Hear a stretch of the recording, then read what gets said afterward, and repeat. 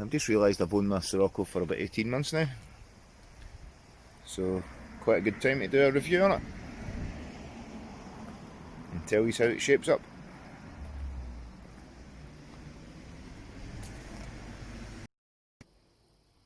Hi folks, since I've started filming this yesterday it started raining, so I parked this in overnight. So here we have it, all clean and dry, cleanish. As I said, I've had it 18 months now.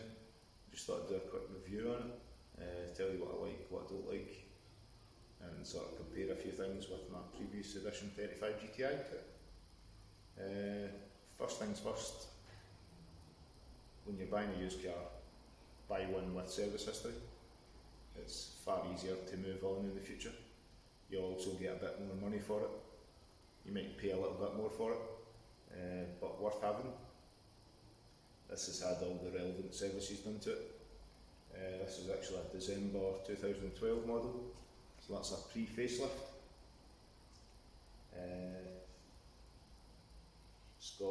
It's had 3 previous owners, so I'm the 4th owner.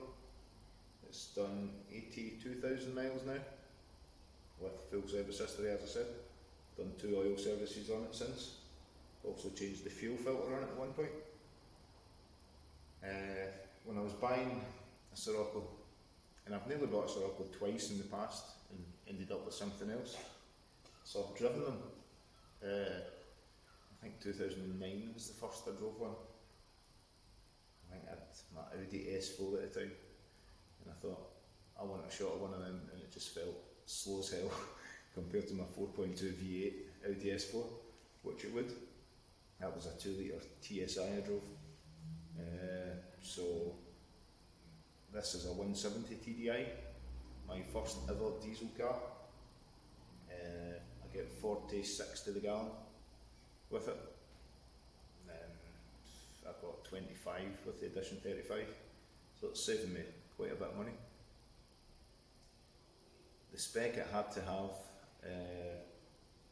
was, this is actually why I ended up with a TDI, because I couldn't get a petrol one with the spec that I wanted at the time, and I just thought, I'll buy a diesel for a change, why not? So it had to have the DSG gearbox, which my previous Edition 35 had, which I just loved. Brilliant 6-speed gearbox. It had to have full leather interior, which they don't all come with. It's quite hard to find one with leather and a sunroof, which was the next one. It was the panoramic glass roof. Tilting roof, doesn't slide, it just tilts. And the other thing it had to have was the mag ride suspension, which you can set it in sports, comfort or normal. My Edition 35 didn't have that, and I felt as if it needed that. But this is possibly down to 19-inch wheels, which this has, that I didn't want, and the Edition 35 had, and I didn't want them on that either. But beggars can't be choosers.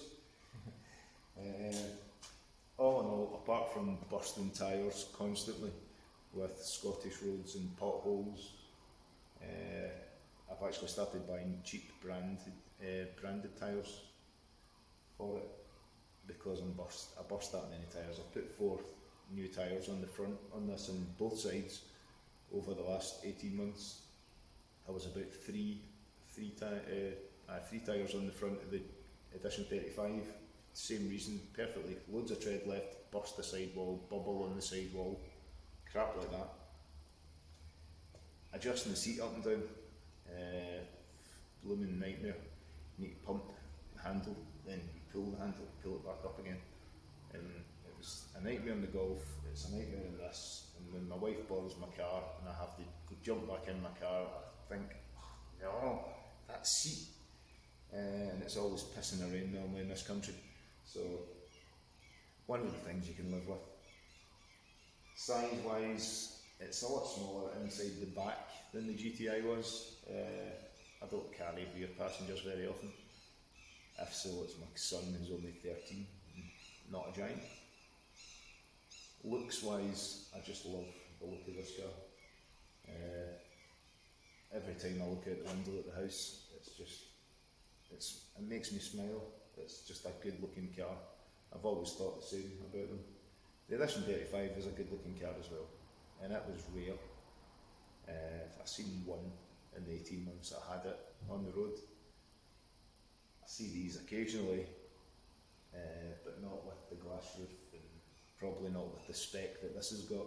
It's got a touchscreen sat-nav as well that the GTI didn't have.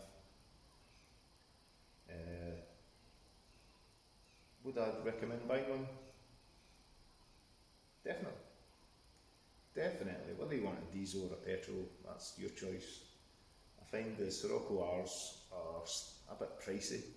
They're not good value in my opinion. If I'm going to change it, I'm looking at Audi TTs.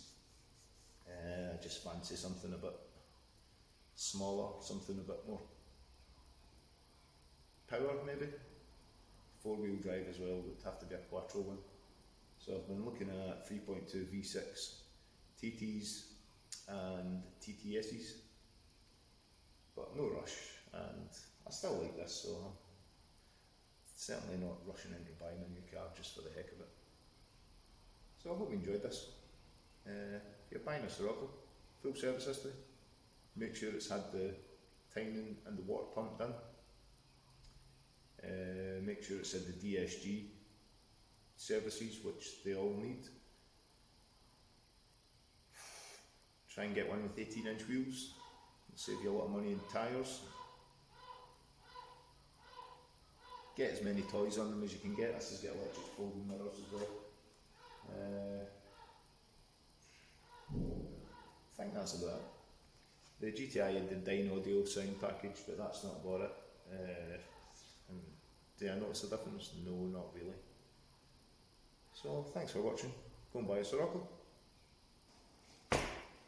Or, if you don't like the looks of the Scirocco, if you think it looks like somebody's dropped a piano from a high height onto a 3-door Golf roof, buy a Mark 6 Golf GTI Edition 35.